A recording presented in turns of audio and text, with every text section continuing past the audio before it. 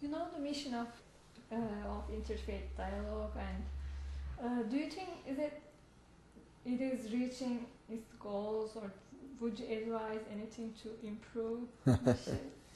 Well, there are a number of things that that they have done very well. They haven't been in existence that long. They're new. And to have such a short history, I think they've done remarkably well in many respects. We attended a conference in Houston last November, and at the conference we heard some fascinating papers and some ideas, and this is happening around the country. And my wife, under her leadership and guidance through the university, it's going to happen here this year. I think that is remarkable. So those things are good. Mm-hmm. I think as we continue to work, we're going to have to deal with a lot of questions that affect dialogue. Mm-hmm. I'm thinking a great deal about how dialogue works. You know, how do you get acquainted with other human beings? How do you know to sit and dialogue about your faith, about what you believe deeply, and to honor other people's beliefs and listen to them? Not in a way that threatens your own faith or belief, but in a way that helps you to enrich the way you live your faith in relationship to other people. And so I think they're doing a wonderful work in that respect, and they've got to do more of this. Now, we've talked some about, there are going to be some issues that have to do with religious difference. We've talked a lot about the gender issue, and I know that's big in the world these days. It's not only in Islam, it is in Christianity, it is in everywhere.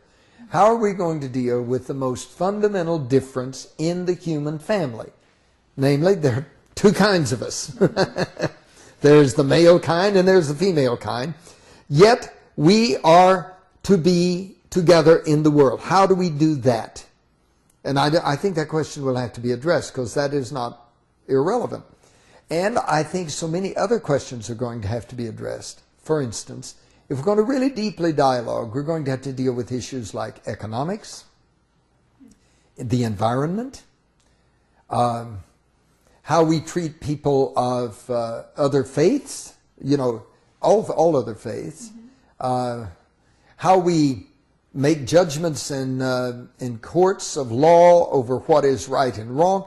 There are so many things going on in our world. And I believe that interfaith dialogue is going to be a critical part of that. And we're going to get pretty heavily involved. And sometimes you get involved around really serious differences. We do not all have to be alike. You do not have to agree with everything, I think, in order to be my friend or for us to share our lives together. In fact, I want to be able to walk hand in hand with people of other faiths, and I don't want them to have to deny their faith, and I don't want to have to deny my own faith. And I believe that's really possible. And the interfaith, as long as the Interfaith Dialogue Institute is devoted to that sort of thing, I'm with them. Would you want to give a message to people after your experience in Turkey and your involvement into this movement here? What would you say? Battery? Battery is... I want to change the battery. Oh. The last question. Sylvia? Do you want me to repeat the question again? Or? Okay. Would you give us a message actually to people here or people in the world based on after your experience in Turkey and your involvement in the movement? What would you say? Yes. Yes, I think certainly my message to the American people, if I had a forum where the American people were listening, I would say to my fellow citizens that we have a deep and profound moral responsibility to know more about the people where conflict has occurred, even more about them than the people where there has been no conflict. because conflict triggers this message: something is wrong. And where there is conflict and the message something is wrong comes forth, we have an obligation to address that, and to address it not in order to win battles or defeat other people, but in order to expand the human community. I believe the American people in general are people of good heart. I don't think they have evil intent. I do think I often get disturbed deeply about our policies and our government and what they do, and I speak out about it very straightforwardly when I get the opportunity.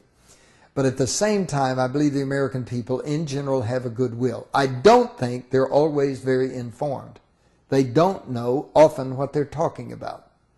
And therefore, I would encourage them to know and understand the people of Islam, the whole Islamic world, to learn everything they can about them, and to not assume they know things they do not know, or that they know things only because Fox News or CNN or some news program says that they know. No, that's not good enough. Meet people, learn about them, travel there, discover, and then begin to talk with folk, and you'll understand. And I believe that's much more needed than any other thing I can see these days. And if I were speaking to especially the Turkish people, I would simply be grateful for the hospitality that the people of Turkey have shown us when we have been there and visited, and their wonderful humanity, and especially our friends here in America from Turkey. I would say to the Turkish people, the people you are sending to us and that are coming here to study and to work in our midst are great representatives of your country. And that is a delight to know and to appreciate. So that's what I would probably say. Thank you. Thank you very much. Thank you so much. Thank you.